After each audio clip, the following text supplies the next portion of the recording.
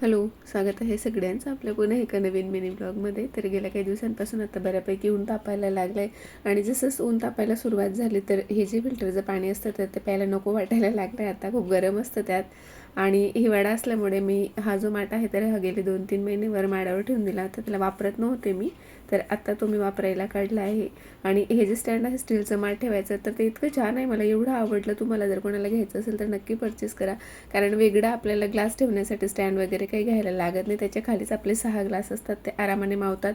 त्यातल्या त्यात त्याच्यासोबत ती प्लेटसुद्धा मिळालेली असते आपल्याला, ज्यामुळे की थोडाफार जरी आपला माठ गळत असला तर तो आपण ती प्लेट त्याच्या खाली ठेवू शकतो, ज्यामुळे की एखाद्या वेळेस माठ जास्त भरला गेला तर जे काही पाणी खाली पडतं तर ते सगळं किचन प्लॅटफॉर्म ओलं होतं आणि त्यामुळे त्याला व्हाईट व्हाईट असे डागसुद्धा पडतात कंटिन्यू पाणी खाली ओट्यावर पडत राहिल्यामुळे किंवा तिथल्या तिथे असल्यामुळे.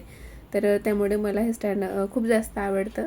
तर इथे मी आता माठ स्वच्छ करून घेतला होता. बरेच दिवस तो वर असल्यामुळे बाहेरून त्याला जे काही आपलं विमचं लिक्विड असतं त्याने मी घासून काढलं आणि आतून मात्र ते मिठाने मी घासून घेतलं होतं आणि एकदा पाणी भरून रात्रभर त्यात पाणी ठेवून ते पाणी फेकून दिलं होतं.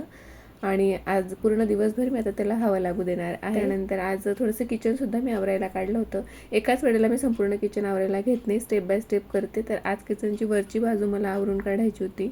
जसे की माझ्याकडे 2 कप्पे आहेत आणि इकडे तुम्हाला हे शेल्फ दिसत असतील, ज्याच्यावर की मी क्रॉकरीज वगैरे ठेवलेल्या आहेत. तर एवढंच काय ते आवरायचं होतं. आणि विंडो जी होती तर ते 4-5 दिवसांपूर्वी मला वाटतं आवरली गेली होती, 1 आठवडा झाला असेल.